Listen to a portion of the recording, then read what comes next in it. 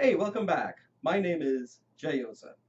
I'm a writer, speaker, and a coach.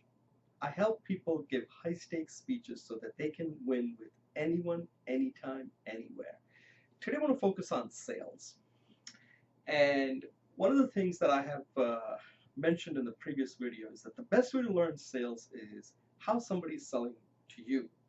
If you observe that, then you're going to become an excellent, in fact, one of the top salesperson.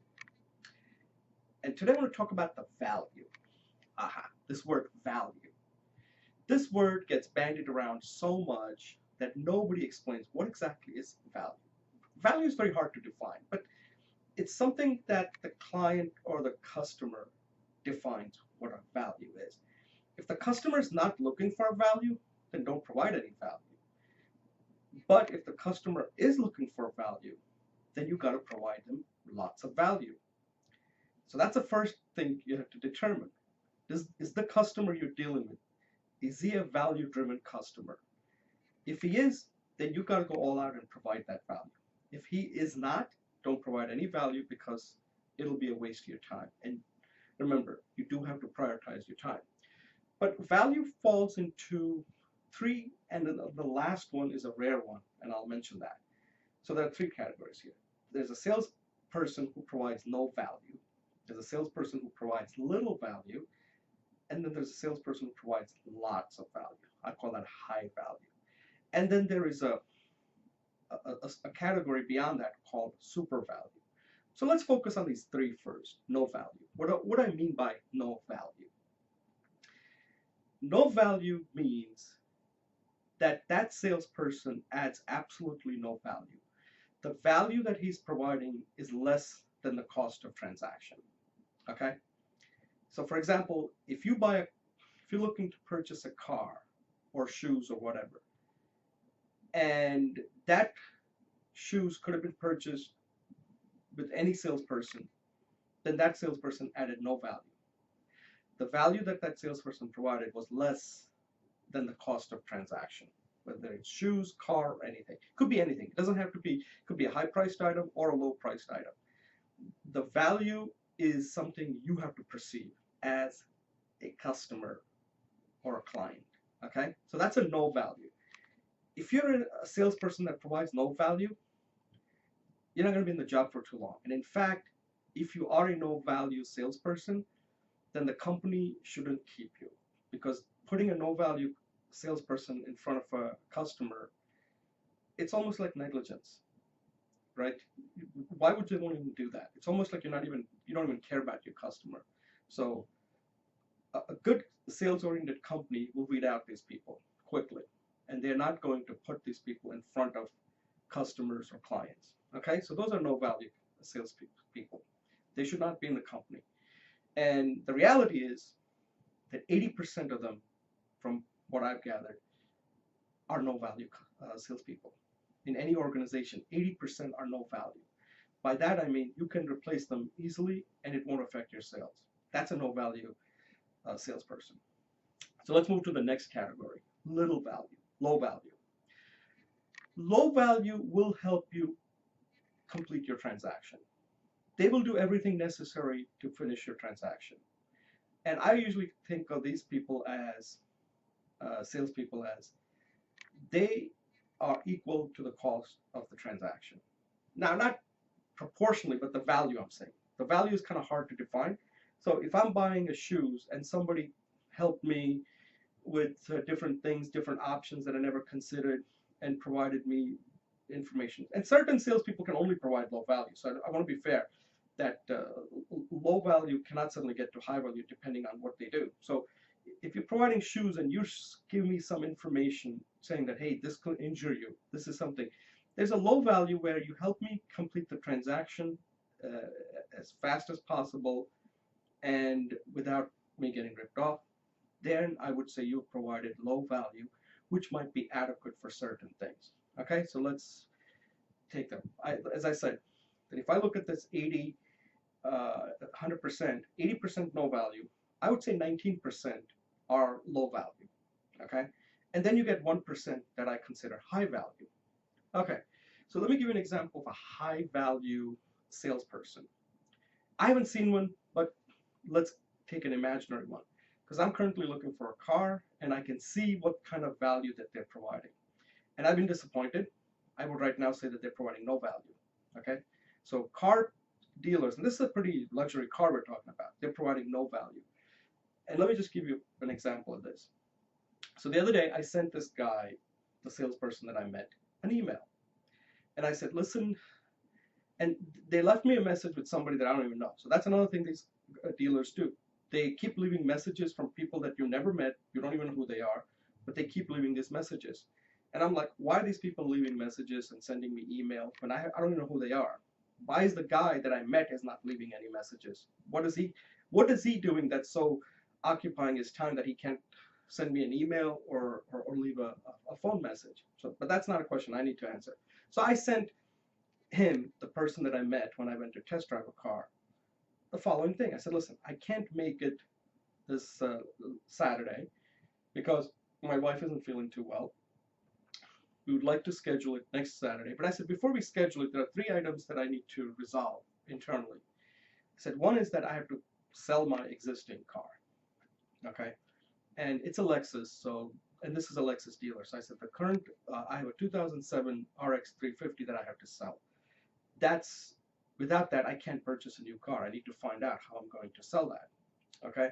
Second, I think, is financing. I said, I need to understand the financing, what kind of financing you have, so I know how I'm going to finance the car, because the car is going to be over 45,000 probably. Okay. And I said, third thing is I'm going to look at Costco and Edmunds to make sure I understand what the fair price is for the car. Okay, that's the three information this guy had. Okay, and that I sent on Saturday. Today I'm recording this on Tuesday, and I haven't heard from this guy. Okay, I haven't heard from him. But if this guy was a high value salesperson, do you know what he would have done? He would have said, if he was really interested in serving me, so that's another statement I'm making, and perhaps this person has no interest in serving me. But let's say if I was in his position, this is what I would have done. If the culture was right, again, it could be the cultural problem. I would have found out a company and maybe even called them and saying, hey, by the way, here's this car, Lexus. What would you give for resale value? What would you purchase, right? He would have had that information, said, listen, get that information. He has the information on financing because Lexus has financing. So he could give me that.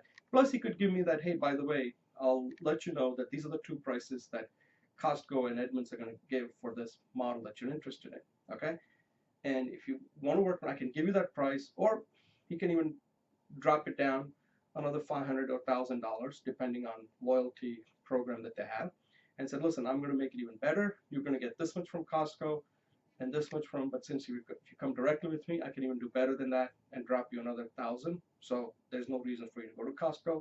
Here's the financing, and here's how you can sell your car and maybe get 4,000 or 5,000 from that sale. He takes care of all my problems. What he would have done then is speed. One thing is speed. Speed is very important in sales. Speed. Because the longer it takes, less likely I'm going to buy from that place. The second thing is removing barriers. I've identified maybe 5 barriers. 2 of them, 3 of them he can definitely do something about. 2 of them he can't do anything about, which is getting my wife to the dealer to test drive the car, and then she has to like it. Okay, that's outside his control. That he can't do anything. He can make that uh, available and welcoming, and give me some kind of offer, like saying, hey, why don't you bring your wife, and or you can come in, get her license, take the car, spend a whole day. All of these things are available to him, but the guy's not a high value salesperson. So now I'm left with a choice. Do I do business with somebody that's not a high value salesperson? And the answer is no. I will now just basically get the price from Edmunds and or Costco and just buy it from their internet sales, because this guy's adding no value to me. So that's what I mean by high value. Now, the ultimate category is super value. Okay, and it's very hard to get somebody to provide high value. So super value is like pretty much non-existent, but I'll tell you what a super value would look like in my case. So when I went to test drive the car, I did indicate to all 3 salespeople that were there that they asked me, what do I do? And I said, I'm a coach and I'm currently working on a book. and they ask me all these questions, da da da da da da da da, from the book, all that, right? A super value would then think outside the box and say, hey, this guy is writing a book. Lexus, they know people out there who may be interested in the book. They may know different people and say, hey, if you don't mind, there's this guy I know that can help you with promoting the book, or they may even want to purchase the book. And if you're okay with it, I'll give you the name, or I can contact him and see if they're interested. So he's providing value to me and also to one of his existing client. And that never came up. So they're not providing any kind of super value. So there is no value. Right now, I'm even waiting for them to provide high value, which I don't think they're going to provide. So now the question is, are they going to provide any little value? And I doubt even that is going to happen. So they're in a no value category. So when you're in a no value category, that means the salesperson is adding nothing to the sales. It's almost like he's non-existent. And for this particular Lexus dealer, the salespeople they have are adding no value. They don't exist as far as I'm concerned. And the last thing I'll point out is, I had gone to their service department, and he has no knowledge of it. He has no knowledge that I have a problem with my car. Nothing, doesn't know anything about it. So they're not even talking. The service and the sales are not even talking. And he should be looking into all these things. All this information is available to him, and he has no interest in it, doesn't care. He just wants to do the deal. He's just a deal maker. And I don't like working with deal makers. I want somebody who really wants my business and who's going to provide high value. Because if he's providing no high value, then why am I dealing with him? Okay? So I want you to think about this, that when you're selling something, there are 3 categories and then the ultimate. There's no value, little value, high value, and super value. Now, super value is so rare that most of the time you rarely see it. That means that you know the person so well that you're solving a problem that is outside the problem that they came to solve. So if I had gone to a dealer and he knows that I'm about to come out with a book, and if he somehow can connect me with somebody that he already knows and say, hey, by the way, maybe you can contact our marketing department. They may want to do something with you. There are all these options that are available, but they never want to explore that. They don't want to provide any kind of super value. And if you're not thinking that way, then you are not a high value or a super value person. You're just an order taker or just a deal maker. And today, you just can't survive that way. You've got to add high to super value in everything that you do. If you don't do it, then you're not going to be the top in that profession. You're just kind of just getting by, hoping that there are enough stupid customers and lazy customers that come to you, and that's how you make your living. And that's just not going to work for too long. There's too much information out there that makes this very difficult way of earning a living. And this applies not only in sales, because technically we're all in sales. Everything you do, you got to either provide high value or super value if you can. That's your competitive edge. That's what separates you from others. Because when I'm buying a car like a Lexus, the product is the same. The differentiator is the salesperson. And if I can't see the difference, then you're adding no value. That goes with anything. So as a person, you have to ask yourself, how do I provide high value? Or how do I provide even super value? And if you're not looking at it that way, then don't go approach anybody, because they're not going to deal with you. You're going to waste your time. Okay? Think about that. And again, my name is Jayoza, and soon I'll be coming out with a book titled Winning Speech Moments: How to Achieve Anything with Anyone, Anytime. Okay? Thank you for watching. And if you have any questions, comments, suggestions, or even criticism, if you don't agree with this, what do you consider no value, little value, no value, low value, high value, and super value? I'd like to hear from you. Thank you for watching, and good luck with your sales.